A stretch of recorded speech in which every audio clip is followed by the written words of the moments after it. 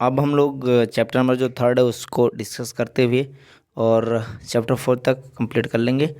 तो इसमें जो है हमें संज्ञा लिंग एक वचन की जानकारी, संज्ञा लिंग और वचन की जानकारी हमें लेनी है। ठीक है, संज्ञा जो है और लिंग और वचन हम बहुत पहले से भी पढ़ते आ रहे हैं, वो हिंदी में हो या इंग्लिश में हो। ठीक है, लेकिन हम लोग पढ़ते आ रहे हैं। तो यहाँ भी हमें ये देख लेना है कि हमें संज्ञा क्या है, लिंग क्या है, वचन क्या है। ठीक है, तो सबसे पहले हमें क्या पढ़ना है, संज्ञा क्या है।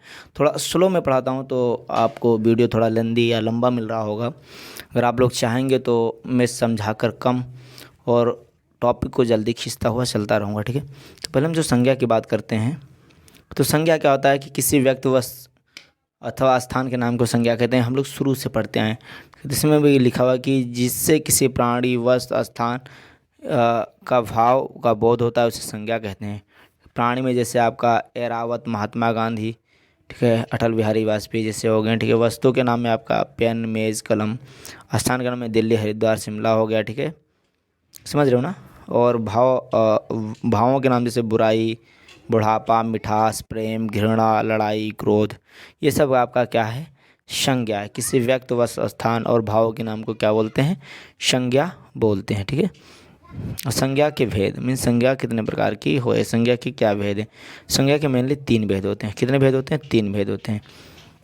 ठीक है, पहला क्या है, जातवाचक, सॉरी व्यक्तवाचक, मीन्स जातवाचक भी कह सकते हो, जात व्यक्तवाचक, जातवाचक और भाववाचक। अच्छा, व्यक्तवाचक मीन्स क्या होता है, जिससे किसी व्यक्ति का बोध हो। जैसे जो कहते हैं, जैसे सरदार पटेल, हिमाचल पर्वत, तिहाड़ जेल आदि, यानी जो शब्द किसी विशेष प्राणी, वस्तु अथवा स्थान का बोध, किसी विशेष प्राणी। ठीक है, जातवाचक संज्ञा किन्हें कहते हैं।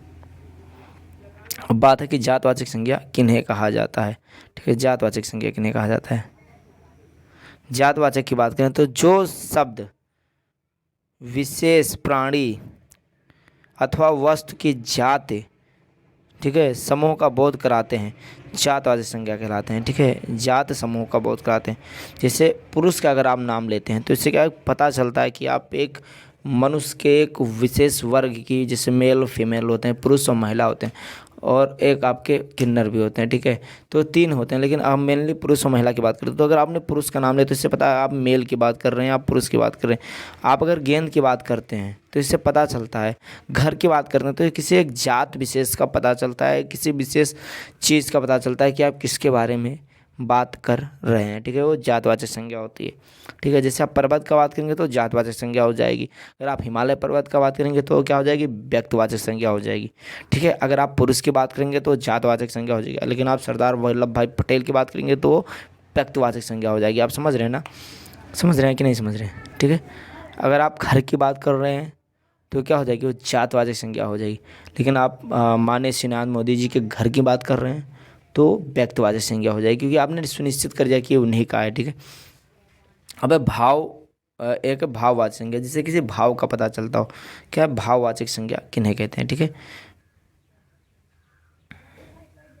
ठीक है, तो यहाँ पे भाववाचक जो संज्ञा, जो शब्द किसी भाव, गुण, दोष, स्वभाव आदि का बोध कराते हैं, भाववाचक संज्ञा कराते हैं। जैसे मिठास, मिठास क्या है, एक भाव है। मतलब अगर आपने, जैसे मिठाई तो कई प्रकार की, लेकिन आपने खाया तो बोल सकते हैं कि मिठास। जैसे लड़ाई क्या है, एक भाव है। बुढ़ापा क्या है, एक भाव है। ठीक है, जो समझा जा सकता है। ठीक है, तो ये चीज़ क्या है, ये भाववाचक संज्ञा, जो किसी के गुण, दोष और स्वभाव को क्या कर रहा है, बता रहा है। ठीक है, वो क्या है, भाववाचक संज्ञा होती है। तो जिससे किसी निश्चित व्यक्ति वस्तु या स्थान का बोध होता है उसे व्यक्तिवाचक संज्ञा कहते हैं। जिससे किसी प्राणी या स्थान या वस्तु की जाति का बोध होता है उससे क्या होते हैं, जातवाचक संज्ञा बोलते हैं। ठीक है, और जिससे किसी के गुण और द्वेष का पता चलता है उससे क्या बोलते हैं, भाववाचक संज्ञा बोलते हैं। जैसे अब जातवाचक संज्ञा से हम क्या बना सकते हैं, भाववाचक संज्ञा बना सकते हैं। जातवाचक संज्ञा से हम क्या बना सकते हैं, भाववाचक संज्ञा को बना सकते हैं। जैसे सत्य हमारा क्या है, सत्य हमारा क्या है, यह जातवाचक संज्ञा है। लेकिन ता लगा दिए तो क्या होगी, शत्रुता, ये क्या हो गया, भाववाचक संज्ञा होगी। मित्र हमारा क्या है, जातवाचक संज्ञा है। मित्र हमारा क्या है, जातवाचक संज्ञा है। अगर लेकिन आपने अगर ता लगा दिया तो मित्रता, ये क्या हो जाएगा आपका, भाववाचक संज्ञा बन जाएगी। इसी प्रकार से यहाँ पे देख लीजिए, क्रिया जो है उसमें अगर हम अगर अगर ई लगा देते हैं लास्ट में, यानी इकारांत, ठीक है, अंत में ई, इकारांत इसको बोलते हैं, तो क्या हो जाता है, वो भाववाचक संज्ञा बन जाती है। जैसे रोना क्या है, क्रिया है, रोना एक क्रिया है, कर रहे हो ना, रो रहे हो, दैट इज क्रिया। इसमें आपने इकारांत ई लगा दिया। इकारांत मीन्स क्या होता है, इकारांत, जिसके अंत में ई आ जाए उसको क्या बोलेंगे, इकारांत। जिसके अंत में आ जाए उसको बोलेंगे अकारांत, ठीक है। तो इकारांत इसी को बोलते हैं, ठीक है। तो इसमें क्या होता है, ई अगर लग गया तो क्या होगा, रुलाई, ये क्या हो गया, रुलाई हो गया, रुलाई। उतरना क्या है, क्रिया है, ये क्या है आपका, उतरना आपका क्या है, क्रिया है, ये क्रिया है, ठीक है। तो उतरना क्या है, क्रिया, तो उतराई। मीठा, मिठाई। बूढ़ा, बुढ़ापा, ठीक है। मोटा, मोटा में आपने पा लगा दिया तो क्या हो जाए, मोटापा। लिखना में आपने ई लगा दिया तो लिखाई, ठीक है। पढ़ना में ई लगा दिया तो पढ़ाई। तो मतलब क्रिया से इन्होंने क्या बना दिया, क्रिया से इन्होंने क्या बना दिया, भाववाचक संज्ञा बना दिया, ठीक है। अब नेक्स्ट हमारी जो डिफिनीशन है वो है लिंग। लिंग किसे कहते हैं, ठीक है। लिंग, लिंग बेसिकली जो हिंदी में और इंग्लिश में दो ही होते हैं, स्त्रीलिंग एंड पुरुषलिंग जो होते हैं, जिनको मेल एंड फीमेल बोलते हैं। लेकिन संस्कृत में तीन प्रकार के होते हैं, स्त्रीलिंग, पुल्लिंग एंड नपुंसक लिंग, ठीक है। तो इसमें लिखा है कि संज्ञा के जिस रूप से, इसमें लिखा है संज्ञा के जिस रूप से किसी व्यक्ति, वस्तु या स्थान के स्त्री या पुरुषवाचक होने का बोध होता है उसे लिंग कहते हैं, ठीक है। उसे क्या बोलते हैं, लिंग कहते हैं। लिंग का शाब्दिक अर्थ है निशान या चिन्ह। लिंग का क्या है, शाब्दिक निशान या चिन्ह, अर्थात लिंग उस चिन्ह को कहते हैं जिससे किसी शब्द का पुरुषवाचक या स्त्रीवाचक अथवा नपुंसकवाचक होना सिद्ध होता है।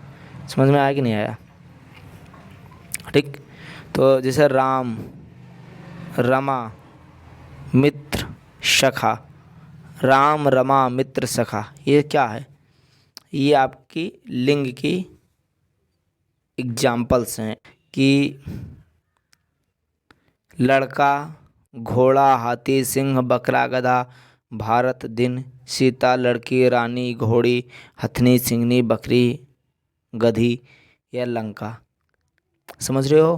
तो ये जो जितना पहले लिखा हुआ है, ये वाला पॉइंट जितना भी लिखा हुआ है, ये सारा क्या है, पुरुष लिंग है। ये जितना नीचे का लिखा हुआ है, ये टोटल क्या है मेरे भाई, ये स्त्रीलिंग है। समझ रहे हो ना, ये टोटल क्या है, स्त्री लिंग है, ठीक है। पहले वर्ग में लिखे गए शब्द पुरुष वर्ग का बोध कराते हैं, इन्हें पुल्लिंग कहते हैं। दूसरे वर्ग में लिखे शब्द स्त्रीलिंग का बोध कराते हैं, इन्हें स्त्रीलिंग कहते हैं। ये दोनों के एग्जाम्पल्स हैं। ये किसके एग्जाम्पल्स हैं, ये एग्जाम्पल्स हैं आपके पुल्लिंग के। ये किसके हैं, ये जो है आपके पुल्लिंग के एग्जाम्पल्स हैं, ठीक है। ये आपके पुल्लिंग के एग्जाम्पल्स हैं और ये जो हैं आपके स्त्रीलिंग के एग्जाम्पल्स हैं, ठीक है। ये दोनों जो आप पढ़ लेना, जो नीचे के वो आपको समझ में आ जाएगा, ठीक है।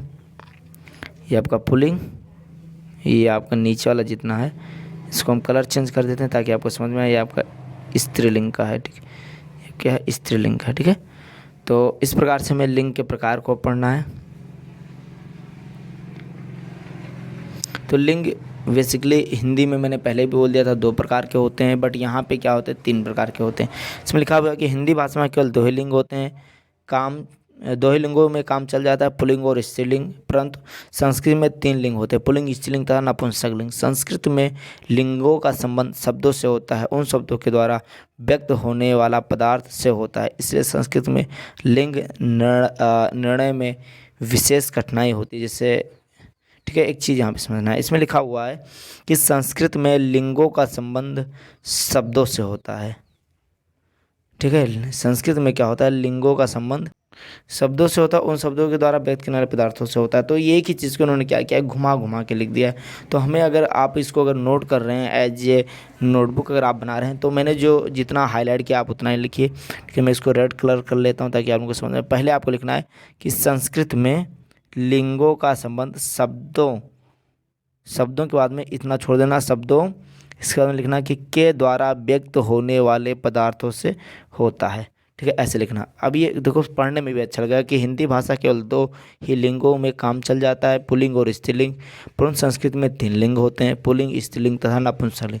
संस्कृत में लिंगों का संबंध शब्दों के द्वारा व्यक्त होने वाले पदार्थों से होता है। मीन्स शब्दों के द्वारा जो अर्थ व्यक्त होता है उससे हम लिंग का निर्धारण संस्कृत में करते हैं। ठीक है, जैसे इसमें लिखा हुआ है, कि हिंदी में अग्नि और महिमा शब्द स्त्रीलिंग है। अग्नि और महिमा हिंदी में क्या है भाई, स्त्रीलिंग है, परंतु यह शब्द संस्कृत में पुल्लिंग में प्रयुक्त होते हैं, अग्नि और महिमा। ठीक है, अग्नि और महिमा कैसे पुल्लिंग में प्रयुक्त होते हैं। मित्र शब्द पुल्लिंग है तथा सखा शब्द नपुंसक लिंग में आता है। जो मित्र शब्द है वो क्या है आपका पुल्लिंग है, लेकिन जो सखा शब्द है वो किस में आता है, नपुंसक लिंग में आता है। ठीक है, ये आपके संस्कृत के रूल्स हैं।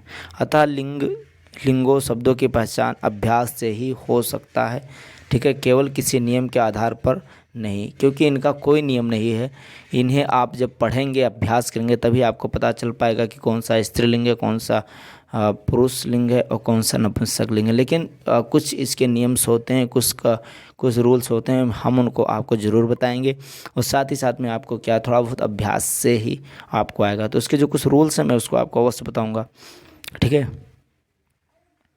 रूल्स आपके जो अगर बात कहूँ तो सिंपल सा बात है कि अभी इसमें भी शायद होगा, ये तो पक्का बात है, लेकिन मैं कुछ चीज़ें यहाँ पे डिस्कस करना चाहता हूँ कि जिसके अंत में छोटा आ, छोटी ई, छोटा ऊ, ठीक है, ये सारी चीज़ें रहेंगे। ठीक है, जैसे लखन, लड़ाई, या ऐसे मतलब जिसके अंत में ये सारी मात्राएं रहेंगी वो ज़्यादातर क्या होते हैं, पुल्लिंग होते हैं। लेकिन जिसमें बड़ा आ लास्ट में मात्रा रहेगी, बड़ी ई की रहेगी, ठीक है, और बड़ा ओ की रहेगी, वो ज़्यादातर क्या होते हैं, स्त्रीलिंग होते हैं। ज़्यादातर ये बातें देखी गई हैं। ठीक है, जैसे अभी हम एग्जांपल्स में अगर ले लें तो यहाँ पे जैसे राम, तो लास्ट में क्या है, छोटा आ है, तो राम क्या है, पुल्लिंग है। लेकिन अगर कहा जाए सीता, तो लास्ट में क्या है, बड़ा आ है, तो ये क्या हो गया, पुल्लिंग नहीं बल्कि स्त्रीलिंग हो गया। जैसे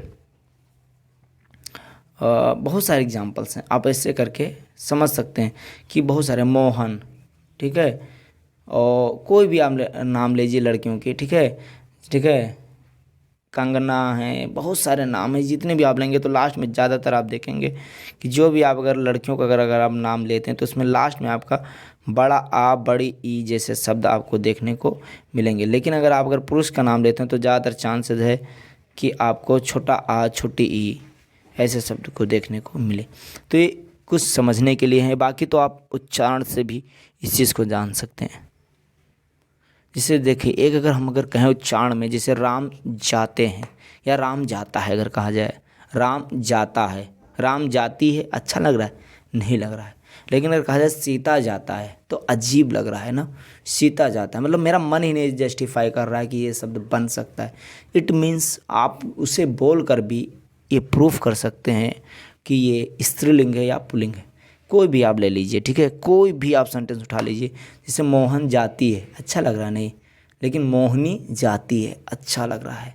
that's why you can decide your self कि ये स्त्रीलिंग है या पुल्लिंग है। ये चीज़ हम आगे डिस्कस भी करेंगे। अभी हम थोड़ा यहाँ पे आपको रोड मैप दे रहे हैं, बाकी हम लोग पढ़ते जाएंगे और इसको समझते जाएंगे। पहला जो हमारा है पुल्लिंग को हमें पढ़ना है, ठीक है। इसमें लिखा, जिस शब्द से नर जात का बोध होता है उसे पुल्लिंग कहते हैं। शब्दों के पहचान के कुछ नियम इस प्रकार हैं, ठीक है। इसमें इन्होंने कुछ नियम से हम लोगों को दिए, जैसे धन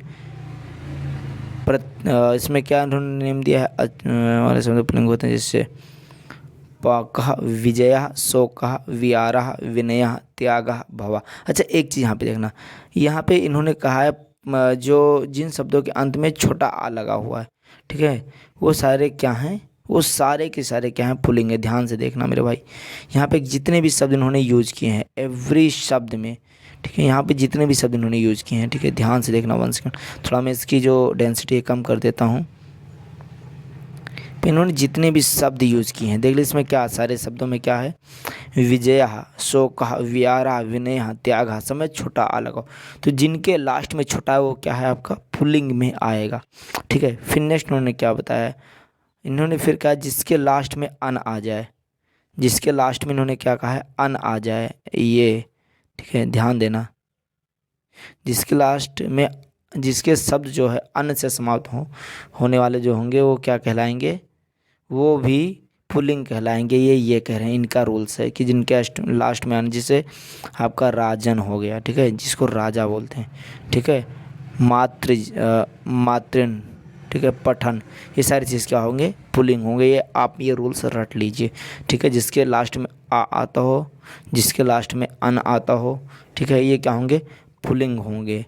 और फिर उन्होंने एक शब्द और बोला है जो समझने वाली बात है, वो ये है कि जितने भी समुद्रवाची शब्द हैं वो सारे समुद्रवाची शब्द क्या होंगे, समुद्रवाची शब्द सारे के सारे क्या होंगे, पुल्लिंग होंगे। जैसे समुद्र, सिंधु, सागर, ये जितने भी समुद्र से रिलेटेड शब्द हैं वो क्या होंगे, पुल्लिंग होंगे। ठीक है, वो क्या होंगे, पुल्लिंग होंगे। बढ़ते हैं अगले।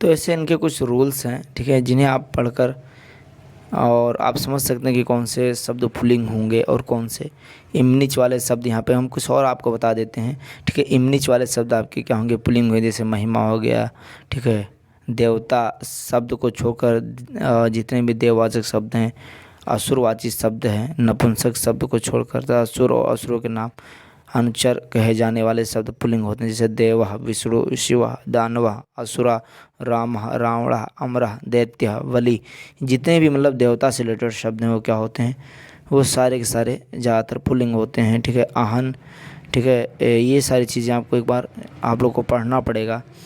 दिन से जितने भी रिलेटेड हैं वो सारे क्या होते हैं, दिन वाले जितने भी रिलेटेड हैं वो क्या होते हैं, पुल्लिंग होते हैं। जैसे दिवस, काल, पक्ष, मास, वर्ष, समय, ये सारे क्या होते हैं, पुल्लिंग होते हैं। इक्रांत, इक्रांत मीन्स होता है, इक्रांत यहाँ पे लिखा हुआ, मैं थोड़ा इसको एक्सप्लेन कर देता हूँ, इसीलिए मैं यहाँ पे फिलहाल रुका भी था। इक्रांत, इक्रांत जिसे यहाँ पे लिखा हुआ ई प्लस क्रांत, ठीक है, नहीं जिसके लास्ट में क्या आ जाए, ई आ जाए, इक्रांत। ठीक है, जिसके लास्ट में क्या आ जाए, ई आ जाए, यहाँ पे लिखा हुआ है। तो जिसके लास्ट में ई आ जाता है मेरे भाई ना, वो क्या होता है, इक्रांत होता है। और ऐसे शब्द क्या होते हैं, ऐसे शब्द भी क्या होते हैं, ऐसे शब्द भी पुल्लिंग होते हैं। जैसे कवि, मुनि, छोटी ई आ गया, ठीक है, ऋषि, मैंने पहले बार बोला था कि छोटा आ, छोटी ई, छोटा ऊ वाले जितने भी शब्द होते हैं ये क्या होते हैं भैया, ये पुल्लिंग होते हैं। ठीक है, पर्वतवाची जितने भी शब्द हैं, जैसे गिरि, शैल, आर्द्र, पर्वत, ये सारे क्या हैं आपके पुल्लिंग्स में आते हैं। यज्ञवाचक जितने भी शब्द हैं, ठीक है, ये सारे पुल्लिंग में आते हैं। मासवाचक जितने शब्द हैं ये पुल्लिंग में आते हैं। तत्सम यानी अकारांत, यानी जिसके लास्ट में क्या आ जाए, आ जिसके लास्ट में क्या आ जाए, आ जाए, वो क्या होते हैं, वो पुल्लिंग होते हैं। पहले भी ये चीज़ बता चुके हैं। जलहा, पवना, उपवन, धर्मा, मना, धना, गगना, ये सारे क्या हो गए, यानी आ ई जितने भी लास्ट में आते हैं इनको क्या बोलते हैं, पुल्लिंग बोलते हैं। ठीक है, पर्वत, सागर, देश, ये सभी क्या होते हैं, पुल्लिंग होते हैं। तो इस प्रकार से आप इसे एक बार देख लेना। अगर हम ओवरऑल बात करें तो जिनके लास्ट में छोटा आ, छोटी ई आएगा वो सभी क्या होंगे, पुल्लिंग होंगे। तो इसमें बाकी सब देख लेना कि मास के नाम, पर्वत के नाम जो हैं, ग्रहों के नाम है, दिनों के नाम है, ये सब पुल्लिंग होते हैं। ये सारी चीज़ें आपको रटना पड़ेगा, आप रट लेना। ठीक है, अब हम आगे बात करेंगे स्त्रीलिंग की। तो स्त्रीलिंग हमारा क्या है कि जिन शब्दों से मादा जात का बोध होता है, जिन शब्दों से क्या होता है, मादा जात का बोध होता है, उन्हें क्या बोलेंगे, स्त्रीलिंग बोलेंगे। जैसे लता, मति, यमुना, गौरी, अजा, कनिष्ठा आदि स्त्रीलिंग के शब्द हैं। इसमें सभी में क्या है, लास्ट में बड़ा आ जरूर लगा हुआ है। ठीक है, तो इसमें लास्ट में इक्रांत शब्द स्त्रीलिंग होते हैं। इक्रांत, इक्रांत, इक्रांत शब्द, इक्रांत नहीं इक्रांत, यहाँ पे शायद बड़ी ई होना चाहिए। इक्रांत शब्द स्त्रीलिंग होते हैं। जैसे देवी, नारी, गौरी, स्त्री आदि, ये छोटी नहीं बल्कि बड़ी होना चाहिए। इक्रांत शब्द यानी जिसके लास्ट में क्या आ जाए, बड़ी ई आ जाए, वो क्या होंगे, स्त्रीलिंग होंगे। ठीक है, यहाँ पे दिया भी हुआ है। ठीक है, देवी, नारी, गौरी, स्त्री आदि। ठीक है, तिथिवाचक शब्द जो होते हैं जैसे प्रतिपदा, द्वितीया, तृतीया, पंचमी, ये क्या होंगे? स्त्रीलिंग होंगे, क्योंकि वैसे इनके लास्ट में क्या है? बड़ा आ और बड़ी ई लगा हुआ है। ठीक है, त्रयोदशी, पूर्णिमा, सप्तमी आदि। ठीक है, ऋषि का क्या है? रिक्रांतक शब्द क्या होते हैं? स्त्रीलिंग होते हैं। रिक्रांत शब्द, इक्रांत, रिक्रांत, इनके लास्ट में री आए, जैसे मात्र हो गया, दुहिता हो गया। ठीक है, ये सारी चीज़ क्या होंगे? आपके स्त्रीलिंग में आएंगे। ठीक है, समाहार, समाहार द्विगु समास, जो मतलब समास वाले जो होते हैं, समाहार मीन्स होता है समास।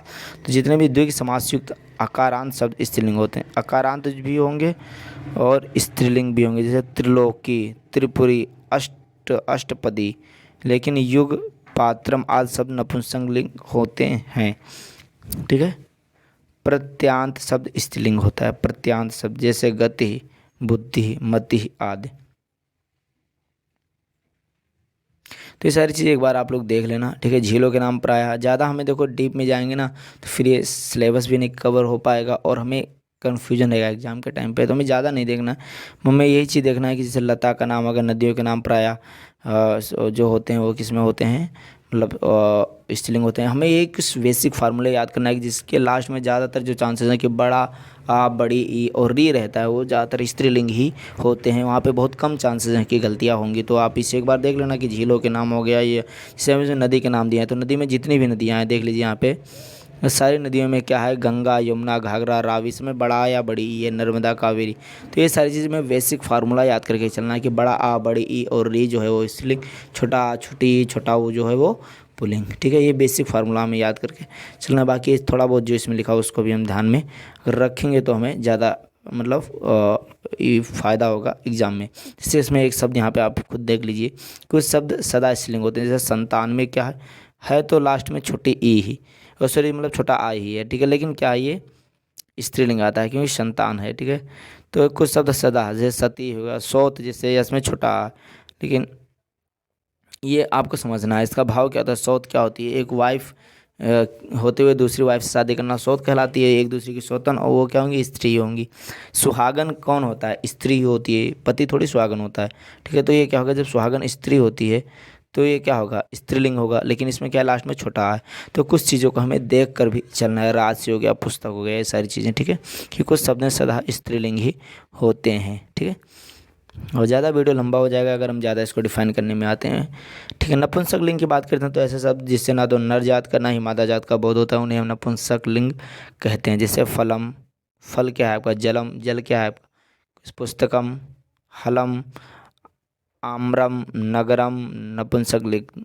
शब्दों को पहचानने के कुछ नियम इस प्रकार हैं। भाववाच्य में प्रत्यांत शब्द नपुंसक लिंग होते हैं, जैसे जीवितम, पठितम, गीतम।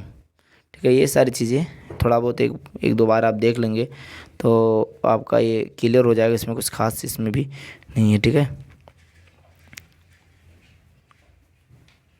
हमें अगर कोई पुल्लिंग है तो पुल्लिंग से स्त्रीलिंग हमें कैसे बनाएंगे, ये हमें बेसिकली पढ़ने वाला है। यही ज़्यादातर एग्जाम में कभी कभी पूछ लेता है।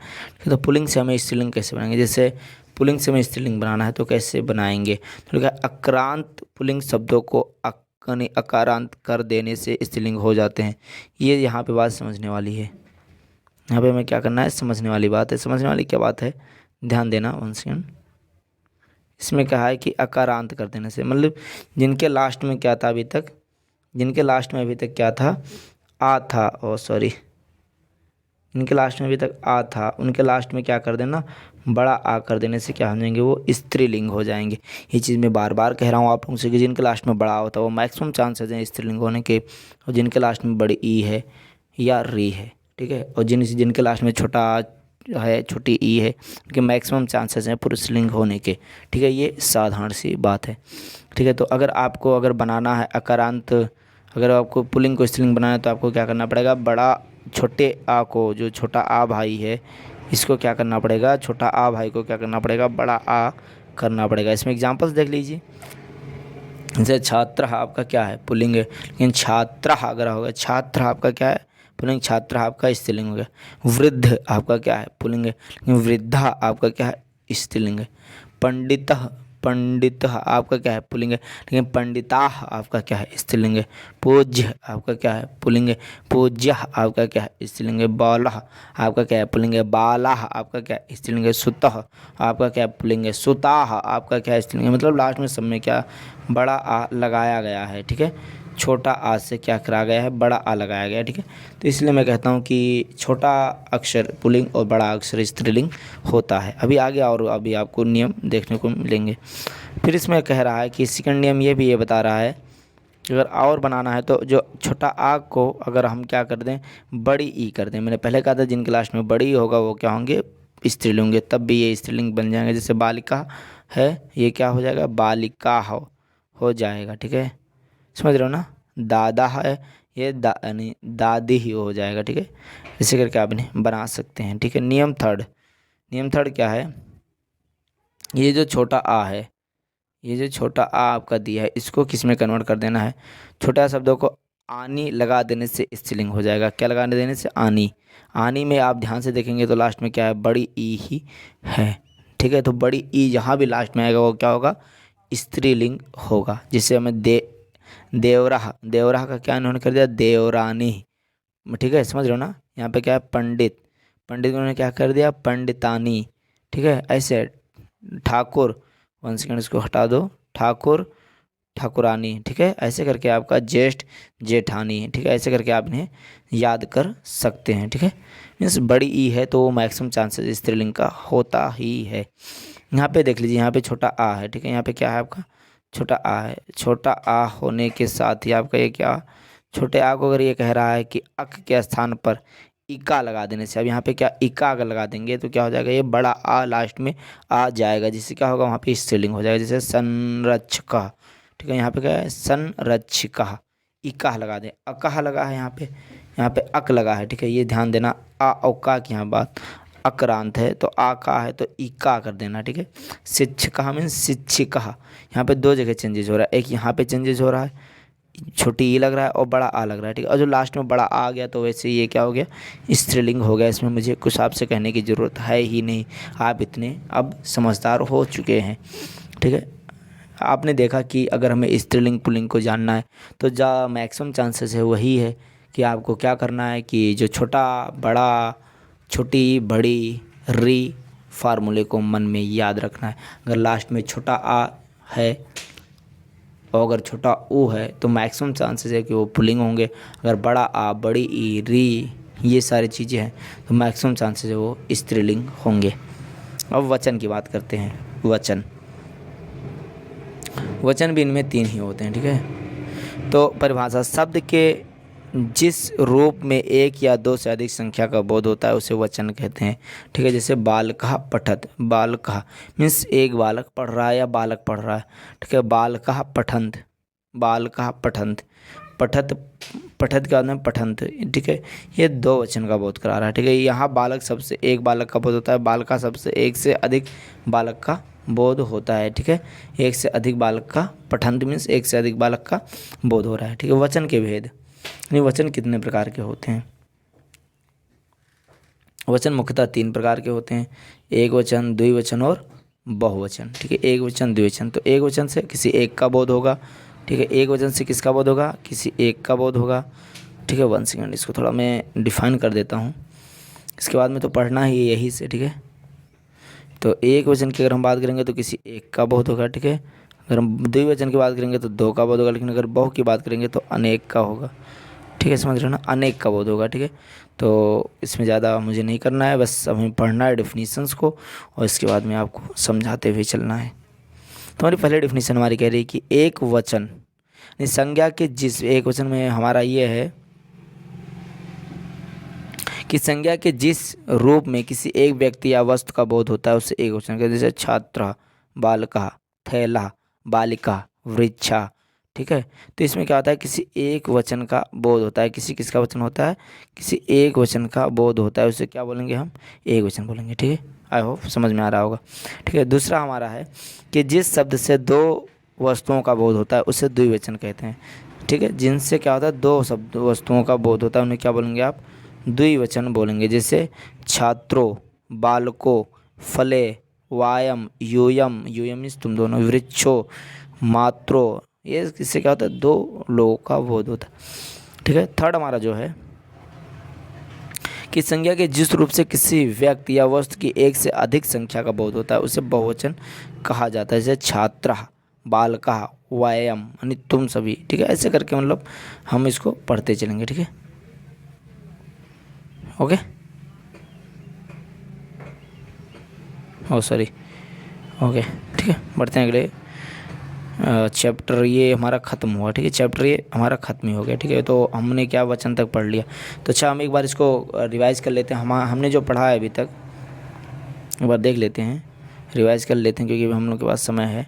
हम लोगों ने जो पढ़ा था वो हमारा था लिंग, यहीं से हम कर लेंगे संज्ञा, लिंग, एक वचन की वचन की जाएंगे। तो संज्ञा में हमने पढ़ा था किसी व्यक्ति, वस्तु अथवा स्थान के नाम को संज्ञा कहते हैं। संज्ञा के हमने 3 भेद पढ़े थे, जातवाचक, व्यक्तिवाचक और भाववाचक संज्ञा पढ़े थे। ठीक है, और लिंग में हमने कितने लिंग पढ़े थे, 3 प्रकार के लिंग, स्त्रीलिंग, पुल्लिंग और नपुंसक लिंग। जिससे स्त्री का जात का बोध हो, जिससे पुल्लिंग, जिससे पुरुष जात का बोध हो उससे पुल्लिंग, और जिससे न स्त्री न ही पुरुष का बोध हो उससे क्या बोलेंगे, नपुंसक लिंग बोलेंगे। ठीक है, वचन की हमने बात की थी, तो वचन मेनली 3 प्रकार के होते हैं, एक वचन, द्विवचन, बहुवचन। एक वचन से किसी एक व्यक्ति, वस्तु या स्थान का बोध होता है। 2 से किसी 2 व्यक्ति या वस्तु का बोध होता है, और बहुवचन से 1 से अधिक व्यक्ति या वस्तु का बोध होता है। ठीक है, तो इस प्रकार से संस्कृत के 3 चैप्टर्स हमारे खत्म हुए। लास्ट हमारा जो 4th चैप्टर है थोड़ा उस पर भी हम डिस्कस कर लेते हैं, क्योंकि उसमें मैक्सिमम आपका पढ़ने ही वाला है। तो थोड़ा मैं इसे समझा देता हूँ, फिर आप उसे स्वयं से ही पढ़ लेना। तो इसमें आप जब तक उसे आप तैयार नहीं करेंगे वो तैयार नहीं होगा। ठीक है, तो उसे आपको तो पढ़ना ही पड़ेगा। तो हम उसको ओपन कर लेते हैं। 4th चैप्टर हमारा जो है बहुत सही चैप्टर है, बहुत अच्छा चैप्टर है। ठीक है, पढ़ने वाला चैप्टर है। तो 4th चैप्टर हमारा कह रहा है कि जिसे यहाँ पे जो है संज्ञा, सर्वनाम, शब्दों के सभी विभक्तियों तथा वचनों का ज्ञान, इसमें हमें ये चीज़ पढ़ना है। ठीक है, तो हमें अभी ये पता ही चल गया था कि जो संज्ञा है हमारी, वो संज्ञा हमारी जो है संज्ञा किसी व्यक्ति, वस्तु अथवा स्थान के नाम को बोला जाता था। सर्वनाम और शब्दों की सभी विभक्तियों तथा वचनों का हमें स्टडी करना है। ठीक है, तो इसमें क्या है कि जो लिंग है हमें पता है कि 3 प्रकार के होते हैं, स्त्रीलिंग, पुल्लिंग और नपुंसक लिंग। वचन भी 3 ही होते हैं, एक वचन, द्विवचन और बहुवचन। ठीक है, ये हमें क्या हुआ चुका था पहले से हमें पता है। ठीक है, यहाँ विभक्तियाँ कितने प्रकार की होती हैं, संबोधन को लेकर 8 प्रकार की विभक्तियाँ होती हैं, और जो लिंग और वचन है वो विभक्तियों के आधार पर क्या होते हैं, बदलते रहते हैं। ये सारे पॉइंट इसमें नोटेड हैं, आप इसे पढ़ेंगे तो सारी चीज़ इसमें लिखी हुई हैं। ठीक है, यहाँ पे कुछ डेफिनेशंस हैं जो हम बार बार आपसे डिस्कस करते भी आए हैं, वो आप यहाँ देख सकते हैं। ठीक है, जो अकारांत की जो बात थी कि अकारांत शब्दों के अंत में आ आने को अकारांत के जैसे राम, बालक आदि। इकारांत शब्दों के अंत में जो ई आता है उसे इकारांत के जैसे हरी, वरी। ठीक है, ये सारी चीज़ें हम आपसे पहले डिस्कस कर चुके हैं। उकारांत मीन्स वह सब जिनके अंत में ओ आता है। ठीक है, उन्हें क्या बोलेंगे, उकारांत, जैसे भानु, मधु आदि। ठीक है, ये आपके क्या होंगे, उकारांत हो गए। ठीक है, ऐसे भिन्न भिन्न प्रकार के मतलब जो अकारांत, इकारांत, उकारांत, ये मैं पहले ही आपसे डिस्कस कर चुका था कि जिसके अंत में ई आता है उसको इकारांत, जिसके अंत में आ आता है उसको अकारांत, ये चीज़ कहते हैं। ठीक है, अब हमें जो विभक्तियाँ जो हमें देखना है, ठीक है, कि विभक्तियाँ हैं कौन सी। तो यहाँ पे जो ये आपकी क्या है, ये आपकी विभक्तियाँ हैं, या आप इन्हें पद भी बोल सकते हैं। ठीक है, ये आपकी क्या है, विभक्तियाँ हैं। ठीक है, प्रथम, द्वितीय, तृतीय, चतुर्थ, पंचम, षष्ठी, सप्तम और संबोधन, ये लेकर कितनी होती हैं, 8 होती हैं। ठीक है, और इन्हीं के आधार पर क्या होते हैं, वचन बदलते रहते हैं, वचन। ठीक है, तो जैसे पहला आपका प्रथम अगर देखा जाए, जैसे इसमें ऐसे पूछ लेते हैं कि राम का जैसे हमें लिखना है, राम क्या हमारा अकारांत है, तो अकारांत हमारा राम है। ठीक है, तो राम राम, क्योंकि राम का ऐसे मतलब आपसे जब प्रश्न पूछा जाएगा तो ऐसा पूछा जाएगा कि राम का तृतीय विभक्ति से द्वितीय वचन क्या होगा। वहाँ पे आपको 4 ऑप्शन दे दिया जाएगा। पहला रामाभ्यम, रामो, रामे, रामाभ्या। अब आपको वहाँ पे टिक करना रहेगा, तो आपको यही टिक करना है। तो आप कैसे कर पाओगे जब आपको याद रहेगा, इसलिए आपको इससे याद है। ऐसे भी पूछ सकता है कि प्रथम विभक्ति का, राम के प्रथम विभक्ति का बहुवचन क्या होगा। ऐसे आप इसे आपको इसे तैयार करना पड़ेगा, रटना पड़ेगा। यहाँ पे ये अकारांत में आपका राम आ जाएगा, हरि आपका इकारांत में आ जाएगा। ठीक है, और ऐसे आपका भानु आपका उकारांत में आ जाएगा। ठीक है, तो ऐसे करके आपका राम जो रमा है वो आपका अकारांत में आ जाएगा। तो ऐसे करके आप इन्हें आप तैयार कर सकते हैं। ठीक है, स्क्रीनशॉट मार सकते हैं, अथवा हम इनकी PDF आपको, ये आपका उकारांत में वरी, इकारांत में वरी भी आ जाएगा। ठीक है, हम इनके आपको क्या करेंगे, PDF प्रोवाइड कर देंगे। ठीक है, उकारांत में आपका ऊ आ जाएगा, ठीक है, ऊ उकारांत, ठीक है, मधु आ जाएगा उकारांत में। तो ये आप इससे आपको रटना पड़ेगा, ठीक है। तो आई होप आप इसे तैयार कर लेंगे। देन हम लोग संस्कृत फिर शुरू करेंगे। तब तक ये बहुत ज़्यादा संस्कृत हो गए, इतना आप लोग तब तक पढ़िए, हम तब तक मैथ और कंप्यूटर जैसे सब्जेक्ट में कमांड करते हैं, जो बहुत इंपॉर्टेंट है, आपकी यूपीडी से रिलेटेड है, ठीक है।